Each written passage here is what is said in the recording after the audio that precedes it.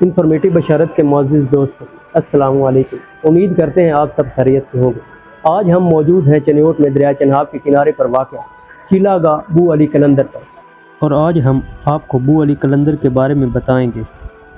چنیوٹ سے دریائے چنہاب چند کلومیٹر کے فاصلے پر گزرتا ہے، جس پر آمد و رفت کے لیے 2 پل موجود ہیں۔ چنیوٹ کی طرف سے جاتے ہوئے پہلا پل عبور کرنے کے بعد شاہراہ پر دائیں طرف ایک بورڈ نصب ہے جو چیلا گاہ بو علی قلندر کی نشاندہی کرتا ہے۔ ایک پکی سڑک ریلوے لائن کو کاٹتی ہوئی پہاڑیوں کے دامن کے ساتھ ساتھ چیلا گاہ تک پہنچتی ہے۔ ساندل بار کے مصنف احمد غزالی قائم علی سائیں کے حوالے سے لکھتے ہیں کہ حضرت بو علی قلندر کے زمانہ میں یعنی 1215 تا 1292 میں دریائے چنہاب چیلا گاہ سے 2.5 میل دور بہتا تھا۔ حضرت بو علی قلندر 1215 میں ہندوستان کے شہر پانی پت میں پیدا ہوئے۔ آپ کے والد کا نام سالار فخر الدین تھا جو عراق سے آ کر آباد ہوئے تھے۔ والدہ ماجدہ کا نام بی بی فاطمہ، بعض روایات میں بی بی حافظہ جمال تھا۔ ابتدائی تعلیم پانی پت میں حاصل کی۔ آپ نے فقہ، صرف و نحو اور تفسیر کی تعلیم بھی حاصل کی۔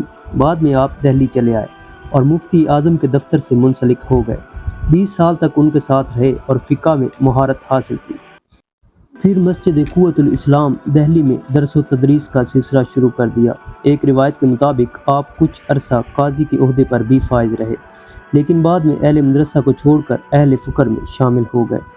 اپنی کتابیں دریا برد کر کے قلندر بن گئے اور مست الاسد ہو گئے۔ آپ نے نفس کشی کے لیے بہت سخت ریاضتیں کی۔ آپ نے 7 سال کھڑے ہو کر دریائے جمنا میں چلہ کشی کی۔ یہاں جمنا ہی کے کنارے آپ کی ملاقات حضرت نظام الدین اولیاء سے ہوئی۔ آپ نے بیعت کی۔ اس کے علاوہ آپ نے حضرت خواجہ قطب الدین بختیار کاکی سے بھی بیعت کی۔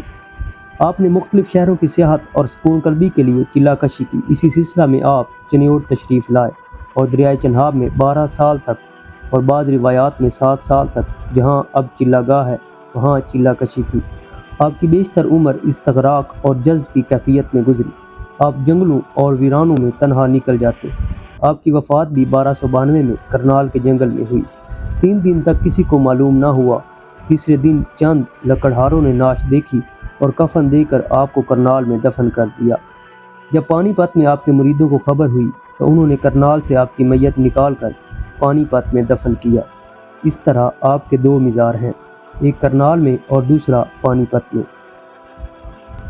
چیلا گاہ بو علی قلندر 1980 سے پہلے دریا کے بیچ ایک پہاڑی پر ایک چھوٹے سے حجرہ پر مشتمل تھی۔ اس کے بعد نئی تعمیر فیصل آباد کے ایک بزرگ بابا قائم سائیں نے شروع کرائی۔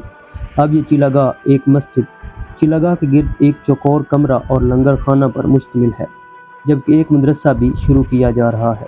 یہ سارا رقبہ 3 ایکڑ پر محیط ہے۔ یہ رقبہ دریا میں پتھر، مٹی اور ریت ڈال کر 10 سے 15 فٹ بلند کیا گیا ہے، جس پر زر کثیر خرچ ہوا۔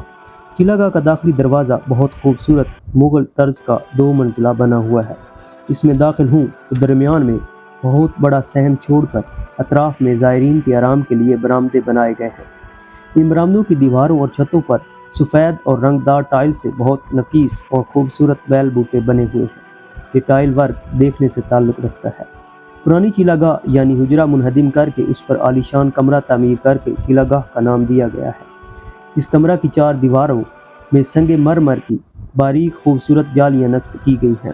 چھت پر بہت قیمتی اور اعلیٰ قسم کا فانوس لٹکا ہوا ہے۔ ہال کے در و دیوار پر سفید رنگ کی ٹائلز لگی ہوئی ہیں اور دیواروں پر بو علی قلندر اور دوسرے صوفیاء کے اشعار ٹائل کے ٹکڑے کاٹ کر لکھے گئے ہیں، جبکہ چھت کو سبز رنگ کی ٹائل سے مزین کیا گیا ہے اور مختلف رنگوں کی ٹائلوں کو کاٹ کر چھت پر بارڈر کی صورت میں خوبصورت نقش و نگار بنے ہوئے جو دیکھنے والوں کو دم بخود کر دیتے ہیں۔ چیلا گاہ کی بیرونی دیوار جو صحن میں ہے، اس پر نفیس کترائی کا کام کیا گیا ہے اور بہت خوبصورت خطاطی میں چیلا گاہ حضرت بو علی قلندر لکھا ہوا ہے۔ چیلا گاہ سے منسلک ایک وسیع اور خوبصورت مغلیہ طرز تعمیر کی نمائندہ مسجد بنی ہوئی ہے۔ اس کی چھت پر 5 گنبد بنے ہوئے ہیں۔ مسجد کی دیواروں پر پھولدار ٹائلز لگی ہوئی ہیں اور فرش سنگ مرمر کے مختلف رنگوں کو بڑے خوبصورت انداز میں جوڑ کر بنایا گیا ہے، جو مسجد کی خوبصورتی میں اضافہ کرتا ہے۔ مسجد کے سامنے کی دیوار پر چترائی کا کام بڑی مشتاقی سے کیا گیا ہے۔ مسجد کا داخلی دروازہ جو چیلا گاہ کی عمارت کے صحن میں کھلتا ہے، بڑی ہنر مندی سے بنایا اور سجایا گیا ہے۔ اس مسجد اور چیلا گاہ بنانے اور سنوارنے کا سہرا محلہ راجہ چنیوٹ کے مستری محمد صادق کے سر ہے۔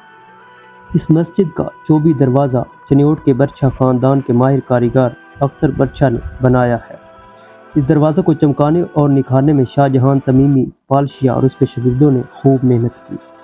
اس چیلا گاہ کا سارا انتظام انجمن باوا قائم سائیں کرتی ہے، جو ایک رجسٹرڈ ادارہ ہے۔ یہاں پر ہر سال 18 تا 21 ربیع الاول کو عرس منایا جاتا ہے، جبکہ پانی پت اور کرنال میں آپ کا عرس 9 سے 13 رمضان المبارک کو منایا جاتا ہے۔